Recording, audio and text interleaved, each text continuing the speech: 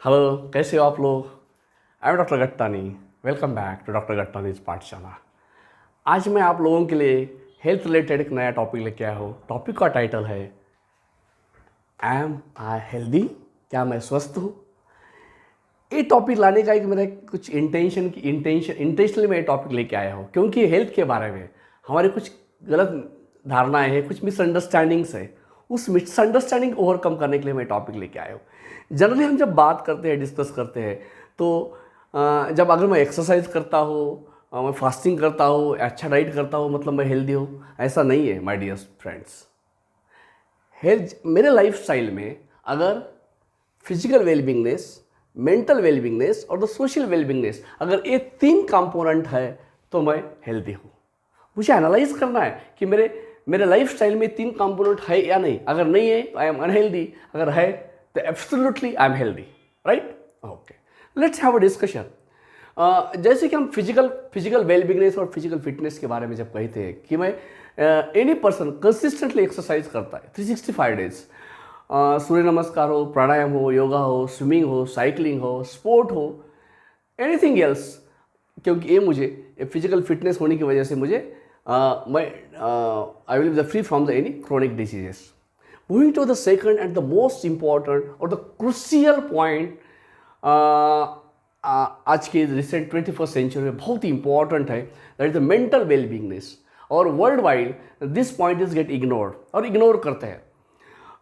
Generally क्या होता है, as per the national crime record bureau के हिसाब से 2021 में सुसाइड रेट के मामले में एक इतिहास, एक हिस्ट्री इस्टेब्लिश हो गई। हिस्ट्री में अभी ऐसा कभी नहीं हुआ कि 2021 में सबसे ज़्यादा सुसाइडल इंटेंशंस इंडिया में हुए हैं। और मोस्ट इम्पॉर्टेंटली उसी ब्यूरो के रेफरेंस से India is the leading country in the world where the student suicide numbers are more. It's a very critical and unfortunate part of the concern with the Indian scenario. तो जब mental वेलबींगनेस में क्या होता है कि कभी हमारे साथ कुछ इश्यूज हो जाते हैं, कन्फ्लिक्ट्स हो जाते हैं, जैसे फाइनेंशियल है, फैमिली है, फ्रेंड है, प्रोफेशनल है, ऑक्यूपेशनल है, बैंकरप्ट हो गए, कुछ भी हो सकता है। तो उस इश्यू से हम, जैसे एग्जामिनेशन में फेल हो रहे स्टूडेंट्स के बारे में, तो उससे हम बाहर नहीं आ सकते, कि वे आउट नहीं मिलता है, ओपन आउट नहीं हो सकते। तो इसका रीज़न है कि हमारे पास स्ट्रेस मैनेजमेंट नाम का कॉन्सेप्ट नहीं है। कुछ भी हो सकता है, इंसान है, मतलब प्रॉब्लम्स तो आने वाले, और उस स्ट्रेस को हम मैनेज नहीं कर सकते। तो ये बहुत इंपॉर्टेंट है स्ट्रेस मैनेजमेंट, और इसे कहा जाता है कि the stress is the mother of every disease, right. तो उसको मैनेज करना सीखना चाहिए। प्रॉब्लम्स आ गए, ओके, तो we will have the solutions. जब प्रॉब्लम्स आते हैं तो उसके साथ सॉल्यूशंस भी आते हैं, उसको हमें आइडेंटिफाई करना है, राइट। तो this is the first point, the stress management. Second, adopt the change. मतलब हम इतने रेजिस्ट हैं चेंज को, क्योंकि हम ग्लोबलाइजेशन में हैं। इसमें टेक्नोलॉजिकल चेंजेस आते हैं, पॉलिटिकल चेंजेस आते हैं, सोशल चेंजेस है, फाइनेंशियल चेंजेस है, इन्वायरमेंटल चेंजेस है। हर एक चेंज को मुझे अडाप्ट करना है। अगर मैं रेजिस्ट करूंगा तो मुझे automatically I will under the stress, right, और तो मैं प्रोग्रेस भी कर नहीं पाऊंगा और तो मेरा परफॉर्मेंस भी वीक हो जाएगा। तो मुझे चेंज के साथ चलना चाहिए। Third important point, disaster management. अभी 2 साल पहले हमने देखा कि ड्यूरिंग द कोरोना पीरियड जो लोग सक्सेसफुल थे, वेल सेटल थे, फैमिली वेल सेटल थी, बहुत से लोग कोलैप्स हो गए, फाइनेंशियल कोलैप्स हो गए, बिजनेस कोलैप्स हो गए, बैंकक्रप्ट हो गया, फैमिली डिस्टर्ब हो गई बहुत से लोगों की। जो घर में अच्छे लोग, जो रिस्पॉन्सिबल लोग, वो चले गए। तो ये डिजास्टर कभी भी किसी के साथ कहीं पे भी हो सकता है। चलते चलते एक्सीडेंट हो गया, उसका मेरे पास मैनेजमेंट चाहिए। फाइनेंशियली में बैंकक्रप्ट हो गया, उसका मैनेजमेंट चाहिए। लेकिन हमारे पास ये डिजास्टर का कोई मैनेजमेंट नहीं है। हम वहाँ से जब प्रॉब्लम्स आते हैं तो वहाँ से शुरू कर देते हैं, और दैट उसकी वजह से हमारा स्ट्रेस बढ़ जाता है, राइट। तो वो डिजास्टर मैनेजमेंट में होना चाहिए।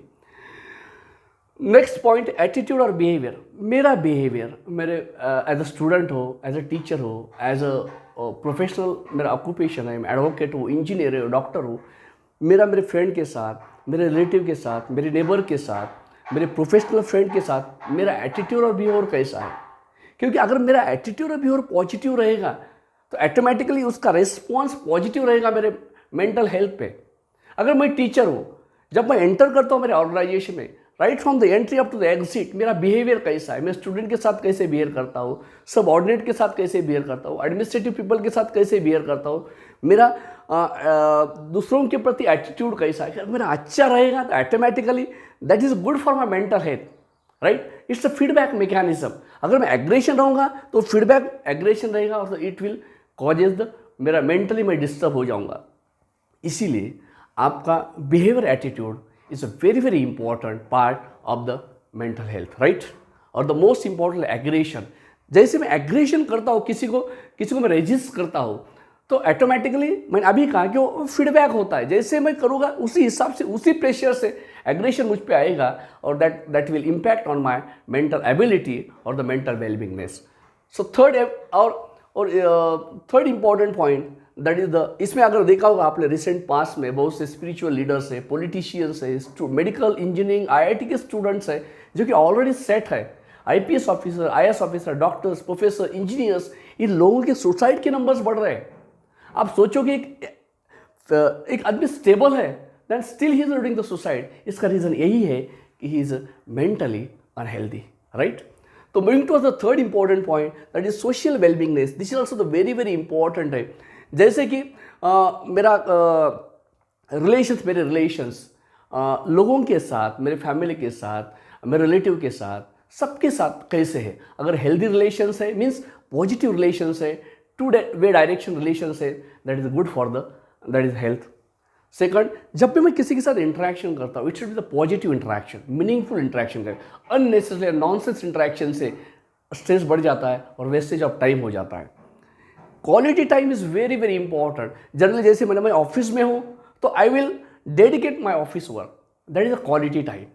जब मैं ऑफिस से घर आता हूँ तो जब फैमिली को टाइम देता, इट शुड बी क्वालिटी। में ऑफिस का प्रेशर, ऑफिस का काम, I will not perforate in my family, in my house. So इससे क्या होगा कि that will the only time, not a quality time, right. घर का वक्त, घर का जो टाइम है that I have to dedicate to the family, that is a quality time. Friend का टाइम क्वालिटी होना चाहिए। नहीं तो हम क्या करते हैं, ऑफिस का काम घर पे लेके जाते हैं, pressure, tension, and that reflect on the family members, उनका स्ट्रेस बढ़ जाता है and it's not good for the health, right. So that is very very important. घर का काम घर, ऑफिस का काम office, right. Most important community engagement, being a responsible citizen of this country. मेरा एंगेजमेंट क्या है कम्युनिटी के साथ, मेरे लोगों के साथ, सोसाइटी में। स्पिरिचुअल कनेक्टिविटी होगी, किसी को मेरे हेल्प की ज़रूरत होगी तो मेरा कंट्रीब्यूशन क्या है, सोशल गैदरिंग्स में मेरा कंट्रीब्यूशन क्या है, मेरी इंटरेक्शंस क्या है, तो हर इसमें मेरा कंट्रीब्यूशन चाहिए। मुझे इन लोगों को मदद करनी चाहिए जो फाइनेंशियली वीक है। तो ये मैं करता हूँ कि नहीं, मुझे वो सोचना पड़ेगा और देखना पड़ेगा। And most importantly the celebration of my culture, जो मेरे रिचुअल्स है, मेरे जो हेरिटेज है, मेरे जो स्पिरिचुअल एक्टिविटीज़ है, मेरे जो फेस्टिवल्स है, उसको मैं कितनी एनर्जी से सेलिब्रेट करता हूँ। बिकॉज वो एक लम्हा होता है, वो एक पॉइंट होता है कि जिससे फैमिली गेट टुगेदर होती है और सब लोग एंजॉय करते हैं। And enjoy is nothing but the relaxation part for that is the mental ability और द मेंटल इलनेस, राइट। तो इन शॉर्टली मुझे एनालाइज करना है कि अगर मेरे स्टाइल में, मेरे लाइफ स्टाइल में अगर 3 कंपोनेंट है तो surely I will be the healthy person on the universe. If not, I am not unhealthy, I am healthy. कितनी भी तुम एक्सरसाइज करो, कोई लोग बहुत एक्सरसाइज करते हैं लेकिन एरोगेंट बिहेवियर है, that comes under the mental illness. इसका मतलब नहीं है कि, इसका मतलब है it should be the complete, we have to check it. If it is not there, immediately I have to start to work out on the mental and the social wellbeingness, right, and the physical. और जो लोग physically unfit है, physical wellbeing नहीं, उनका तो भगवान ही मालिक है, right. So if you are physically unfit, the chronic diseases will be at your door step. Your mental illness, depression, mental disorder, suicide is there. आपने देखा होगा कि रिसेंटली बहुत से ऐसे मेंटल डिसऑर्डर्स बढ़ गए। Anxiety, depression is the common factor students में, छोटे छोटे बच्चों में, स्कूल के बच्चों में, जो 8-9 स्टैंडर्ड के भी स्टूडेंट्स हैं। और the social connectivity also same, that is stress level will increase if you are not connected, depression and the suicidal intentions. Overall health is a wealth, there is no substitute for health. हम अपने यहाँ पे कहा जाता है कि सिर सलामत तो पकड़े 50। हमें अपना सिर सलामत रखना है according to the physical well-being, mental well-being and the social well-being. That's from my side. Thank you very much.